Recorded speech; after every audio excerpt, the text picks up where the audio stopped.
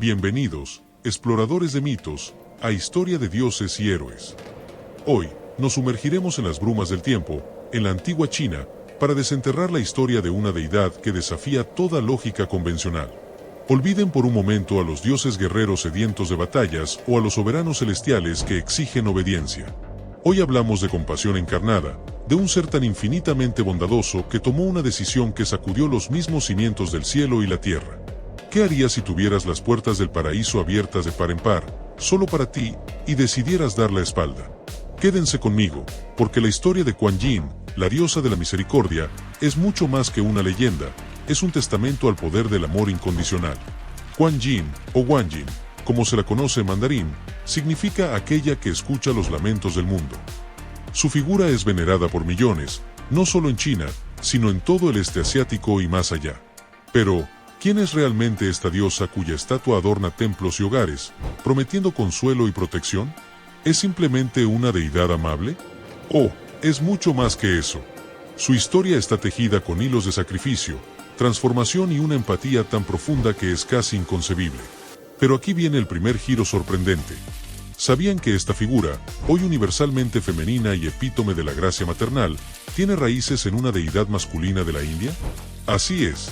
Viajaremos desde el Bodhisattva Avalokitesvara hasta la amada Kuan Yin. ¿Cómo ocurrió esta transformación? La respuesta es tan fascinante como la propia diosa. Parte 1 de Avalokitesvara a Kuan Yin. Un viaje de transformación. Originalmente, en el budismo mahayana de la India, encontramos a Avalokitesvara, un bodhisattva masculino. Un bodhisattva, para que lo entendamos fácilmente, es un ser iluminado que, por pura compasión, pospone su propia entrada al nirvana, el estado de liberación final, el paraíso budista, para ayudar a todos los seres sintientes a alcanzar la iluminación. Avalokitesvara era ya la personificación de la compasión infinita. Cuando el budismo viajó por la ruta de la seda y llegó a China alrededor del siglo I, las ideas y las deidades comenzaron a adaptarse, a fusionarse con las creencias locales.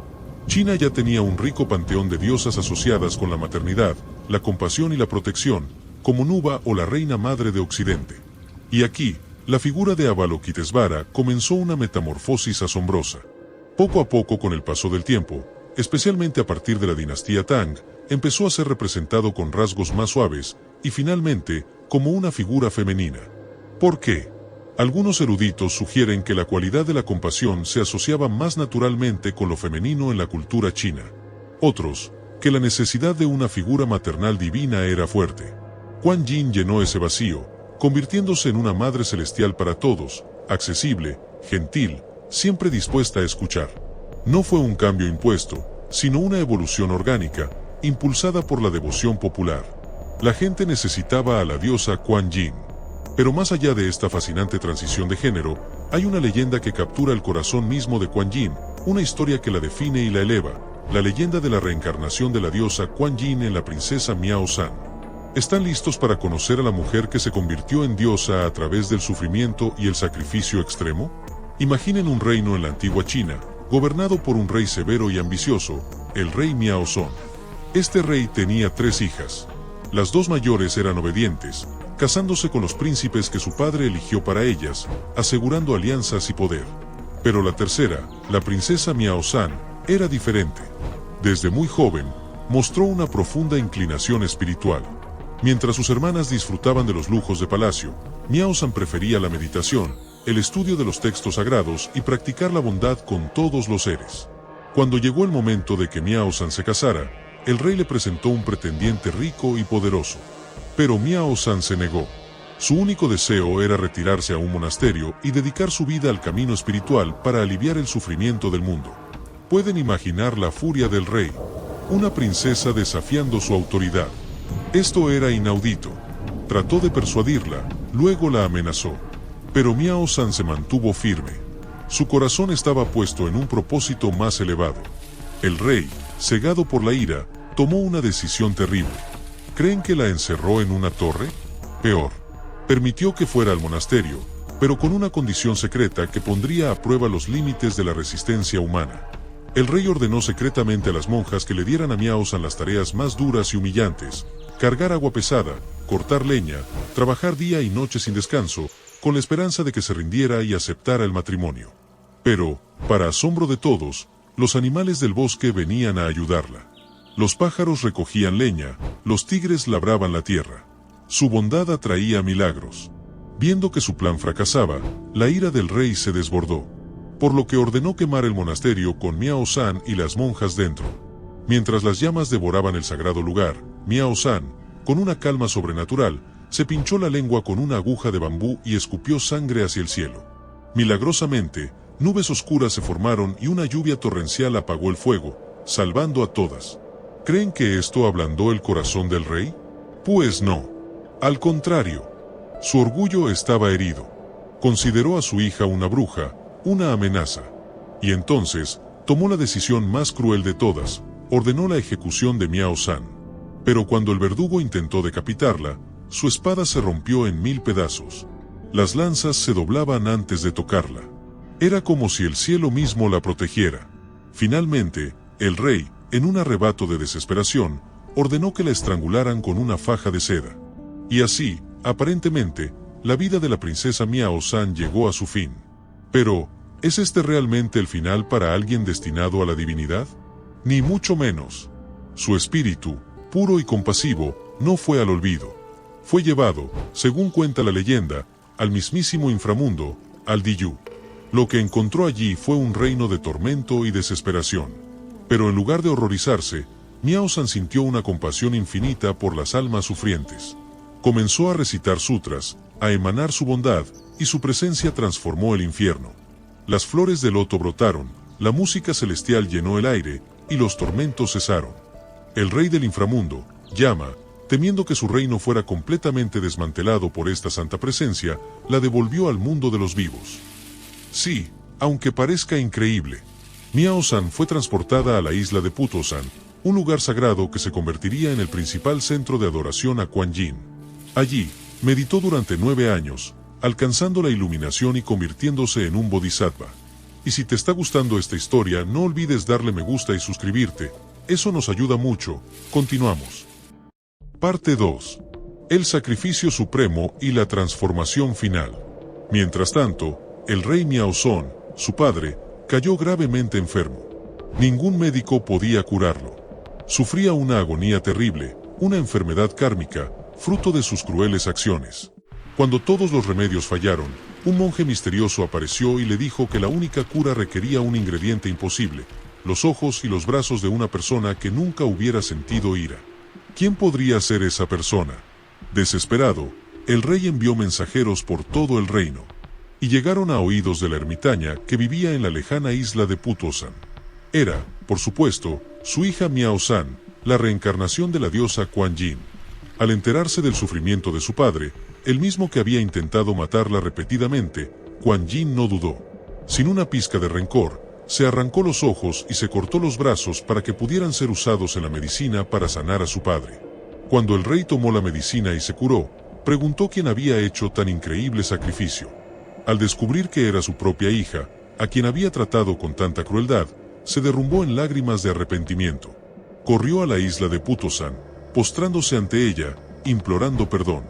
En ese momento, mientras el rey y la reina lloraban arrepentidos, ocurrió el milagro final.